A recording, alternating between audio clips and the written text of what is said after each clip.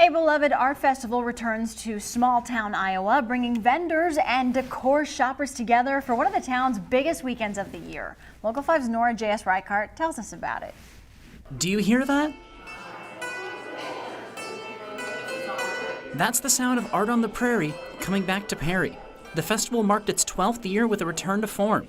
After hosting an online version 2 years ago and a smaller in-person one last year, this was the first time the festival's been back to normal since the start of COVID. The arts festival, I think, was a big beginning, and then it just keeps growing.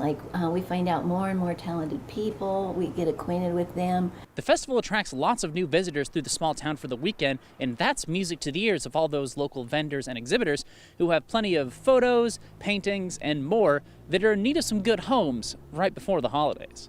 Art on the Prairie brought together 55 visual artists, 30 musicians, and 30 poets for exhibitions and sales in 8 buildings around downtown Perry. The poetry was actually a new addition this year.